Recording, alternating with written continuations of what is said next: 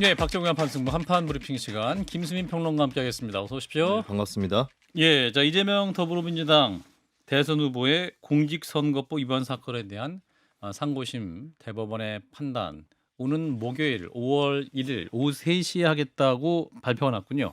네, 대법원이 오늘 발표하기를 다음 달 1일 오후 3시 대법정에서 이재명 후보의 공직선거법 위반 혐의 상고심 판결을 선고한다라고 밝혔습니다. 예, 대법원은 사건을 접수한 다음에 전원 합의체에 이 사건을 회부했고요. 예, 지난 22일과 24일 두 차례 심리를 한 바 있습니다. 1심에서는 김문기 전 처장 관련 발언 중에 이재명 후보가 그와 함께 골프를 치지 않았다라고 하는 골프 발언 그리고 백현동 관련 발언을 유죄로 인정했었는데요. 예. 그렇지만 2심은 모두 무죄로 원심 판단을 뒤집은 바가 있습니다.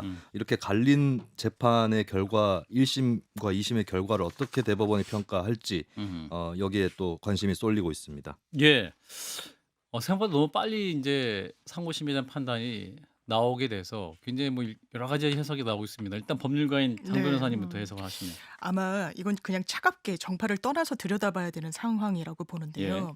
이게 많은 분들이 1심에서 유죄, 2심에서 무죄가 나오니까 3심은 1, 2심을 같이 견줘서 저울위에 올려놓고 보나라고 하지만 그렇지 않아요. 원심을 보는 겁니다. 원심은 최종심인 2심을 보는 거예요. 예. 그런데 빨리 나왔다는 건 고칠 게 없다라는 것으로 해석되는 게 맞는 거죠. 고칠 게 없다. 예, 그러니까 이게 법률 위반이나 증거 채택에 있어서 위법이 있었냐라고 하면 당연하지만 심리가 길어질 수밖에 없는 겁니다. 그런데 상당히 빨리 나왔어요. 원래 법에 따르더라도 6월 26일 전에만 나오면 되는데 지금 5월 1일 이렇게 나온다는 거 아니겠습니까? 예. 그렇다면 변경할 사안이 적다라고 보는 게 맞을 것 같고 예. 그래서 상고 기각 가능성이 저 개인적으로는 상당히 높다라고 생각하고요. 예. 다만 만약에 법원이 상고 기각이 아니라 파기 환송을 하는 파기 재판은 법률적으로 어려우니까요. 파기 재판을 하는 선택인데 이렇게 빨리 했다. 이거는 완전 대선 국면을 사법부가 장악하겠다는 걸로 오인되고 오독될 수 있어요. 예. 그런 판단을 해왔던 사법부가 아닙니다. 예. 그런 면에서도 저는 상고 기각에 한 표를 걸겠습니다. 사실 그 대법원 전원 합의체가 지금 하는 거 그렇죠. 아니에요. 예. 그게 그 전원 합의체 하는데도 지금 거의 9일 만에 지금 하는 굉장히 것이니까 빠른 속도입니다. 예. 그 판단이 무엇일 것이냐. 자, 정 의원님은? 그 판단에 대해서는 예단하는 거는 바람직하지 못하다고 생각해요. 그동안의 정치 쟁점과 관련한 많은 판단이 있었습니다. 사법부 또 헌법재판소 그랬는데 어찌됐든 간에 정치권에서 자신들의 유불리에 따라서 여러 가지 논평을 내놨지만은 그래도 상대적으로 볼 때 그 판단을 존중하는 결과 그렇기 때문에 이렇게 그 5월 1일에 낸다는 거는 그 대법원에서 얘기했듯이 국민적 관심이 높고 또 후보 등록 전에 하는 것이 불확실성을 제거한다는 차원에서 저는 바람직하다라고 생각하고요. 문제는 이제 말씀하셨듯이 선고 기각이냐 아니면 파기 환송이냐 아니겠어요? 이거는 대법원의 법적 양심에 따라서 그리고 원래 사법부가 정의의 최후의 보루, 민주주의의 최후의 보루라고 하지 않습니까? 그래서 그런 차원에서 아마 각 정당은 자신들의 입장에서 상당히 양가적인 해석을 지금 하고 있을 것이다. 기대감은 말할 것도 없고 그렇게 예. 보입니다. 이제 국민의힘에서는 대선 전에 법의 심판을 받는 건 지극히 당연한 일이다라는 입장을 내놨고 이재명 더불어민주당 후보는 기자들이 질문을 하자 법대로 하겠죠라고 짧게 답변을 했다고 합니다. 김수인 평론가 어떻게 보십니까? 이 대법원의 이렇게 네. 빠른 선고. 이거는 무죄든 유죄든 논리를 준비하는 데는 시간이 길게 필요하지 않았을 수도 있는 게 3월 26일에 2심 판결이 나오고 대법원에서 바로 재판 연구관들을 투입을 했다라고 해요. 그래서 예. 그 사이에 어떤 쪽으로든 준비를 할 수 있는 기간이 있었던 것 같은데 근데 이렇게 빨리 선고를 할 수 있는 것은 아마도 전원 합의체에서 그 논의를 해본 결과 네. 어느 한쪽으로 좀 수적으로 많이 기울어졌기 때문에 아무래도 12명이 그렇죠. 12명이. 만약에 팽팽했다라고 하면 좀 빨리 선고하는 것이 어려울 어려웠을 수 텐데. 있는데 아무래도 한쪽으로 좀 많이 기운 것이 아닌가. 아하. 예, 이것도 물론 추측입니다만 예. 그런 생각이 좀 듭니다. 예. 그 빠른 판단하는 거는 또 여러 가지 정치적인 논란을 없애야겠다라는 대법원의 판단도 있었던 것 같은데. 네, 그렇기도 하고 또 주목되는 거는 그날 선고를 할 때에 예. 사실 이 재판 말고도 다른 재판들도 이재명 후보 관련된 재판들이 기간도 있기 진행되죠. 때문에 예. 근데 대법원에서 최근에 또 헌법 제84조 그러니까 대통령 형사 피고인의 경우에 재판이 중단되는지 지속되는지에 대해서도 판단을 하고 있는 것으로 알려졌거든요. 아하. 그 결과도 같이 발표될 가능성도 있다. 아하. 이런 관측도 나오고 있습니다. 아, 헌법 84조에 해서. 네. 예, 그렇군요. 굉장히 그러면 이번 주는 중요한 한 주가 되겠네요. 굉장히 중요한 분수령이 되는 한 주인 건 맞죠. 예. 결론에 따라서. 장 변호사님은 긴장되시는 것 같은데요. 그런데 좀 순리에 따라서 저는 사법부가 현명한 판단 내릴 법대로 거라고 하겠죠. 생각해요. 법대로 하겠지요. 네. 이재명 대표 입장과 같은 걸로 판단하겠습니다. 자, 이런 가운데 이재명 후보가 이제 내일 선대위 출범을 앞두고 인력 구성에 박차를 가고 있습니다. 각종 총괄 선대본부장, 선대위원장, 공동선대위원장 발표가 나오고 있는데 김부겸 전 총리도 합류할 가능성이 크군요. 네, 그렇습니다. 김부겸 전 총리 측에서는 오늘 언론에 밝힌 바로 뭐 선대위 역할에 대해서 아직 공식적 또는 책임 있는 제안을 전달받지는 않았다라고는 했지만 예. 현재 선대위 합류는 매우 유력한 것으로 그렇게 전해지고 있습니다. 예. 그리고 또 한편으로 노무현 정부 당시에 법무부 장관을 지냈던 강금실 변호사도 총괄 선대위원장으로 합류를 할 것으로 알려졌고요. 예. 강 변호사는 2021년 민주당 대선 후보 경선 때도 이 후보의 후원회장을 맡은 바가 있습니다. 예. 우상호 전 민주당 의원도 공동선대위원장을 맡기로 한 것으로 알려졌고요. 강원 철원군 출생인 것에 기인해서 주로 강원도 지역의 선거를 맡게 된다라고 하는 전언입니다. 예. 그 밖에도 경선 주자였던 김경수 전 경남도지사, 박용진 전 의원 이런 비명계 인사들도 대거 합류할 전망이고요. 그리고 코로나19 당시에 질병관리청장을 지냈던 정은경 전 청장도 민주당 이재명 후보의 선거대책위원회 총괄 선대위원장단에 합류를 한다는 보도가 나왔습니다. 아, 코로나 시국에 국민들에게 안정감 있는 목소리를 줬던 정은경 전 질병관리청장 그분을 말씀하시는 거죠? 네, 맞습니다. 예, 그분도 민주당 선대위에 합류한다라는 속보까지 전해주셨습니다. 자, 아까 이제 저희가 배추 한판 할 때 이재명 후보에 대한 얘기를 했습니다만 지금 이제 윤여준 전 장관 이분이 또 보수의 책사다. 사실 이 김영삼 전 대통령을 함께했던 청와대에 근무했던 분이기도 한데 이분이 이제 뭐랄까요? 또 이재명 후보의 선대위에 합류를 하면서 이재명 후보의 어떤 외연 확장, 그 통합형 선대위가 될 수 있을 것이다 이 부분인데 이제 아까 이제 정 의원님 좀 비판적으로 말씀하셨는데 그러니까 이제 네. 제스처가 제스처에 중요한 그칠 게 수- 예, 아니라 예. 이게 이제 통합으로 이어지려면 근데 윤여준 전 장관의 경우는 2012년이라 그러셨나요? 문재인 후보 때도 아마 지지연설 했었죠. 네. 예.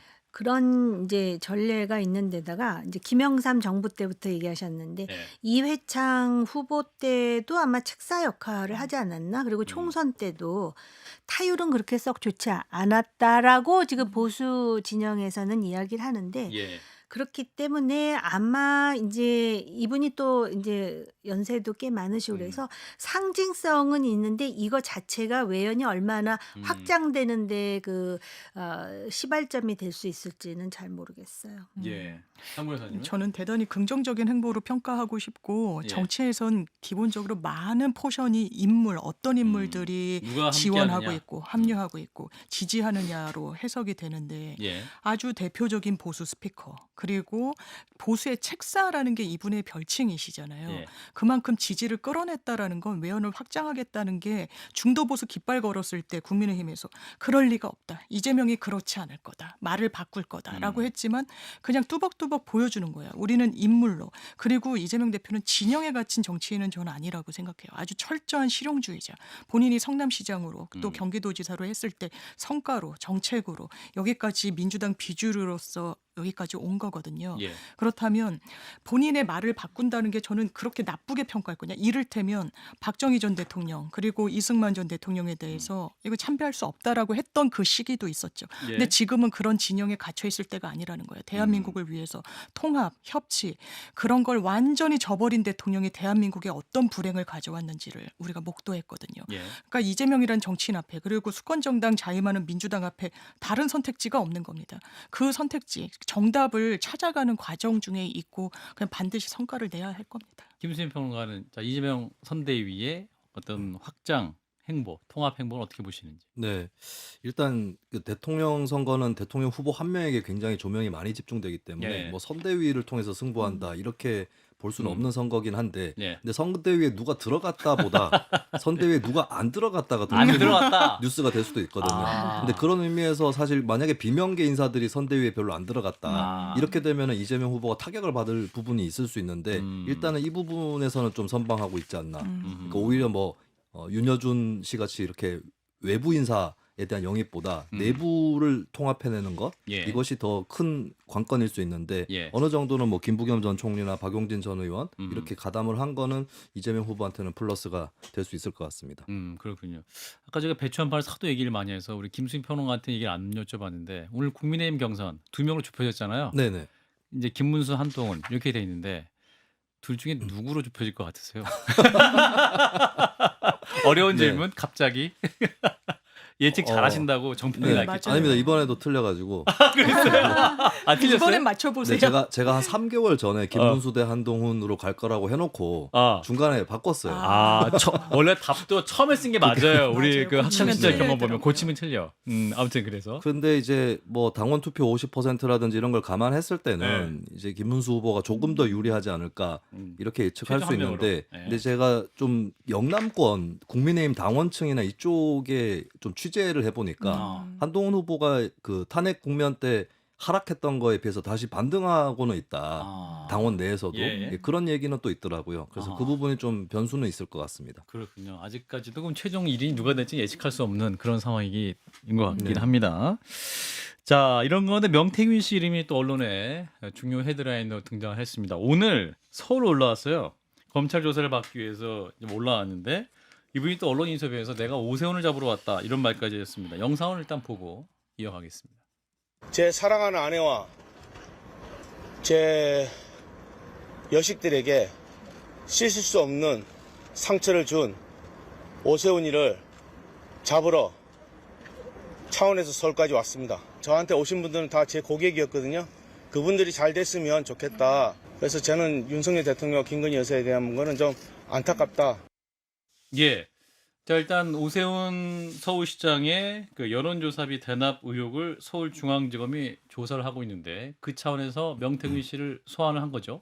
네, 서울중앙지검 전담수사팀은 오늘 오전 10시부터 명태균 씨를 직접 조사를 하고 있는데요. 예. 경남 창원에서 조사를 받아온 명 씨는 조사 장소인 서울 고등검찰청사에 출석을 했습니다. 예. 청사에 들어서기 전에 명 씨는 취재진 앞에서 오세훈을 잡으러 창원에서 서울까지 왔다 이렇게 말을 했고요. 예. 취재진이 오 시장과의 만남 횟수를 묻자 정확하게 증거가 있는 것은 7번 이상이라고 답을 했습니다.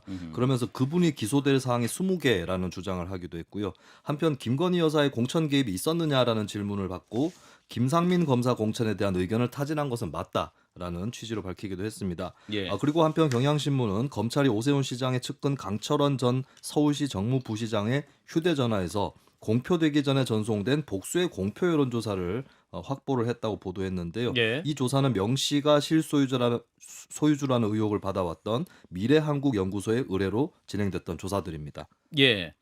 자, 이제 오늘 명태균 씨가 입장을 검찰 조사 받기 전에 밝힌 것에 대해서 오세훈 서울시장 측에서는 명태균은 민주주의 보루인 선거를 이용해서 사기 행각을 벌이는 범죄자다. 그런 범죄자가 큰 소리를 치는 사회가 안타깝다라는 것으로 입장을 밝혔습니다. 사실 이제 오세훈 서울시장이 또 유력한 그 국민의힘의 그 대선 주자였기 때문에 이분이 이제 또 출마를 접으면서 여러 가지 해석이 있었습니다만 검찰 조사가 또 이렇게 진행되고 있는 마당이기 때문에 여러 가지 또 억측 혹은 해석이 나올 수 있을 것 같긴 합니다. 정 의원님 어떻게 보셨습니까? 저는 몇 가지 점에서 좀 당혹스러운데요. 예. 일단 그 당시에 그 여당의 일각에서 영부인을 포함해서 이 명태균이라는 사람한테 이렇게 휘둘렸다라는 것이 또 한 번 상기되면서 음. 참 민망하기 짝이 없는 데다가 예. 본인이 어쨌든 간에 그 정치 자금과 관련해서도 그렇고 또 선거 개입과 관련해서도 그렇고 이렇게 당당하게 오세훈은 내 아내와 자식들에게 씻을 수 없는 상처를 줬다라고 지금 선언하듯이 지금 할 수 있는 그런 상황은 아니라고 보여지는데 예. 한국 정치가 뭐 아까 우리가 SNL도 얘기했지만 이렇게 희화화되는 것이 맞는가 이런 생각이 들고 또 여기 보면은 더 황당한 것이 다 제 고객이었다. 그리고 또 대통령 부부에 대해서는 안타깝게 생각한다. 이 사람이 검찰에 들어가서 어떤 식으로 증언할지가 다 그림에 보이는 것 같은 아마 오세훈 시장에 대해서는 매우 불리하게 얘기하겠구나라는 생각이 들 정도인데요. 어쨌든 지금 주로 그 여당 내에 그 특정 지역을 중심으로 이런 일들이 벌어졌다 하니 참 지금 국민의힘은 여러 가지 순환사를 겪지 않을 수가 없겠다라는 생각도 드네요. 예. 장문호사님. 그러니까 저는 의아한 거예요. 홍준표, 오세훈 두 정치인이 혐의가 되게 유사해요. 그러니까 음. 여론조사를 받고 대납을 할 거나 그러니까 예. 본인들이 비용 지출을 이제 뭐 정당법이나 정치자금법에 근거해서 하지 않았다는 취지인데 예. 올라온 것도 사실 오세훈을 잡으러 온 건 아니죠. 검찰이 부르니까 온 거란 말이에요. 예. 근데 딱 내가 오세훈을 잡으러 왔다 이렇게 이야기를 하는 거예요. 예. 그러니까 뭔가 이게 사감이 있는 것 같다. 왜냐면 홍준표 이 전 시장에 대해서보다 오세훈 시장에 대한 적개심이 상당히 많거든요. 예. 그러면 그걸로 유추할 수 있는 건 의원님 말씀 주신 것처럼 오늘 진술 내용인 거예요. 대단히 적대적인 진술을 했을 거다. 예. 그리고 속도도 오세훈 시장은 상당히 빨라요. 예, 본인의 관저 또 압수수색을 시작했기 시죠. 때문에. 근데 홍준표 시장은 이게 또 대구, 그러니까 창원에서 대구 쪽으로 갔다가 또 경찰로 넘어가면서 예. 좀 지지부진한 부분이 있고. 그러면 오늘 대단히 구체적이고 딱 세봤다는 거 아니에요. 내가 7번 이상을 만났다. 증거 있는 것만 준비해서 왔다라는 거거든요. 그러면 그 다음 수순은 아마 오세훈 시장에 대한 소환 임박한 걸로 예측해도 크게 틀리지 않을 것 같습니다. 자, 이런 가운데 이제 윤석열 전 대통령 부부에 대한 수사, 말씀하시던 홍준표 전 시장에 대한 조사도 관건이긴 한데, 그럼 과연 또 이 대선 전국에 과연 어떤 영향을 미칠 것이냐, 이 부분도 주요 포인트가 될 것 같아요. 김수민 평론가 어떻게 판단하세요? 네. 일단 홍준표 전 시장 같은 경우는 오늘 경선 탈락을 하면서 예. 일단 수사가 뭐 거기에 수사 진행이 거기에 영향을 받진 않는다고 해도 일단은 좀 관심에서 좀 멀어진 그런 측면이 있기 때문에 정치적 차원에서는 아무래도 오세훈 시장 쪽에 더 초점이 실리지 않을까 그렇게 보이고, 근데 예. 가장 큰 관건은 아무래도 윤 전 대통령 부부에 대한 조사겠죠. 예. 근데 이제 윤 전 대통령은 차치하고 일단 명태균 씨하고 대화를 빈번하게 더 한 것으로 드러난 것이 이제 전 영부인 김건희 영부인이기 때문에 예. 소환 조사는 안 그래도 다른 사안들도 많긴 한데, 많죠. 근데 그 사안들 중에서도 아마 이 사안 음. 같은 경우가 가장 소환 조사를 먼저 할 수 있는 그 정도의 조건이 충족된 사안이 아닌가 그렇게 보여집니다. 예, 공천 개입 있었느냐 했던 여사의 공천 개입했을 때 김상민 검사 추천한 거 맞다, 타진한 거 맞다, 또 본인이 이렇게 또 얘기하고 네네. 있기 때문에 관련 인수를 또 검찰이 할 것은 명백해 보이기도 하고. 그렇죠. 수사를 안 할 수 없죠. 이 정도까지 사실관계가 사실상 이렇게 드러났는데 예. 그걸 수사를 안 한다. 그리고 윤석열 대통령과 관련한 혐의 중에 많은 부분이 공직선거법 시효 6개월, 예. 그래서 한 3개월 정도밖에 남지 않았어요. 음. 이거를 공소시효를 도과한다는 건 검찰로서는 있을 수가 없는 일입니다. 그렇군요. 또 검찰 조직 자체 명운도 걸려 있을 수 있기 때문에 걸려 있죠. 예, 네. 그 관련해서 검찰이 제대로 수사 안 할 수 없는 그런 상황 분명해 보입니다. 자, 이런 가운데 SK텔레콤 유심칩, 굉장히 요즘 동네에 SK텔레콤 줄을 다 문정성시가 된 상황인데, 근데 이제 유심 무료 교체를 진행하고 있습니다. 매장 곳곳에 지금 이용자들이 줄을 섰는데 현재 그 상황이 뭐 어떤 겁니까? 네, SK텔레콤은 전국 2,600여 개의 대리점에서 유심 무료 교체를 진행을 하고 있는데요. 예, 교체 대상자가 2,500만 명에 달하지만 교체 완료 이용자는 오늘 오전 9시 기준으로 총 28만 명, 가입자 수 대비 1%를 조금 넘는 수준입니다. 예, 온라인 예약자가 432만 명이 기다리고 있긴 한데요. 예. 유심 교체에 1인당 5분 내지 10분 이상 시간이 걸리고 다음 달까지 확보되는 물량이 500만 개 수준이기 때문에 교체 희망자들의 유심을 모두 교체하려면 수개월이 걸릴 거라는 전망이 나오고 있습니다. 예. SKT 측은 유심 교체 전까지는 유심 보호 서비스를 가입할 것을 권장을 하고 있고요. 유영상 대표는 어제 임직원 비상대책회의를 열어 5월 안으로 재고 부족 문제를 해결하겠다라고 밝혔습니다. 또 이 회의에서는 유심 초기화 기술 개발에 총력을 기울이면 수주 안에 이것이 적용 가능할 것이다, 이런 말이 나왔다고 알려졌습니다. 예, 교체 대상자가 2,500만 명이면 거의 국민들이 지금 SK를 많이 쓰고 있다는 거 아니에요? SKT 이용자가 그만큼 굉장한 많다. 숫자네요. 굉장히 네. 많은 숫자가 지금 SKT 이용자라는 건데, 지금 이제 해킹 공격으로 유출된 정보가 최대 9.7기가바이트다. 사실 뭐 이게 비전문가인 저희들은 체감 안 되긴 하는데 이게 네. 어떤 내용입니까? 네, 이 분량 9.7기가바이트 이것을 문서 파일로 환산을 하면 300쪽 분량의 책 9,000권에 달하는, 9,000권. 그렇습니다. 9,000권에 달하는 방대한 양으로 여기에 이제 유심 관련 핵심 정보가 포함이 돼 있다는 것이 핵심 쟁점이겠고요. 예. 이것 때문에 유심 정보로 불법 복제폰이 양산돼서 범죄에 악용되는 거 아니냐 이런 우려가 나오고 있습니다. 예. 다만 전문가들은 유심 정보는 인적 정보와는 성격이 다르고 이번에 유출된 것은 전화번호와 유심번호 수준이기 때문에 유출만으로 복제폰 양산이 어려운 측면은 있다라고 밝히고 있고요. 그리고 복제폰을 실제로 만들어도 쌍둥이 폰 수준은 될 수 없다 이런 의견도 나오고 있습니다. 예. 그리고 유심 보호 서비스 FDS를 통해서 유심이 다른 폰에 꽂혔을 때 통신망에 연결되지 않도록 차단이 가능한 이런 측면도 있다고 알려졌습니다. 예. 사실 이게 유심이 털렸다. 뭐 이거 자체로 이제 본인의 핸드폰 복제폰이 생기면 이제 핸드폰 안에 그 금융 정보가 많이 정보. 있으니까 어떤 분 돈이 다 탁 빠져나가는 거 아니야 이렇게 예상을 뭐 두려워하시는 분인데 그건 또 아니잖아요. 예, 그건 아니라고 어쨌든 오늘 SKT 아침에 측에서 김현정 설명하고 뉴스쇼 또 전문가 인터뷰에서 예. 그런 거 아니다라는 얘기를 했습니다. 그럼에도 불구하고 이제 법률적으로도 여러 가지 쟁점이 있을 것 같은데. 불안하죠. 예. 일단 분들이 어쨌든 해킹을 당한 거 아닙니까? 그로 네. 인해서 불편을 지금 겪고 있는 거고 제 주변에도 유심칩을 교체했다는 분과 음. 갈 엄두조차 못 내시는 분들이 있는 거예요. 예. 왜냐하면 불안한데 지금 가도 어차피 못 받는다더라 이렇게 이제 보도가 나오고 있으니까. 아하. 그럼 이제 SKT 측에서는 뭐 빨리 교체할 수 있도록 물량을 확보하겠다를 넘어서서 이런 게 또 집단 소송의 하나의 또 이게 될 수가 있거든요. 그렇죠. 왜냐하면 불법 행위라는 건 고의를 일단 배상하는 거지만 과실도 그러니까 어느 정도나 이 관리에 만전을 기했는지 그게 제대로 되지 않았다는 점과 관련해서는 이게 집단 소송의 대상도 될 수 있어서 이게 일단락되면 또 2차 라운드가 펼쳐질 가능성도 아마 기업으로선 대비해야 될 수도 있을 것 그러니까 같습니다. 대규모 법률 소송전이 그럴 있을 수 수 있겠다. 있죠. 예. 아하. 정 의원님은 우선 정부 측에서는 예. 이게 북한 소행인지의 여부에 대해서 좀 음. 확실하게 따져볼 필요가 있고요. 아. SKT와 관련해서는 진짜 비판받아 마땅한 게 지금 유심과 관련해서 얘기가 얼마나 오래전에 나왔어요? 근데 사과는 엊그젠가 뭐 했었잖아요. 그러면서 또 호기롭게 뭐라 그러냐면 교체 다 해드립니다 그랬잖아요. 근데 여기 보면 소비자가 2,500만이라 그랬잖아요. 예. 재고가 100만 개라는 거예요. 그 제가 직접 해봤거든요. 아, 교체 교체 그래서 유심 교체를 하려고 전화를 했더니 대기 시간이 56시간이라는 거예요. 아. 그래갖고 저희 그 아이가 유심 보호 서비스라는 걸 해줬어요. 네. 그저께까지만 하더라도 빨리 됐거든요. 근데 어제 또 누구를 해드리려고 봤더니 그게 시간이 또 걸리더라고요. 그래서 아. 일단 유심 교체와 관련해서 예약을 했어요. 근데 예약이라는 것도 이제 그쪽에서 저 얘기 됐으니까 나오세요 할 때 이제 가서 유심 교체를 하라는 거거든요.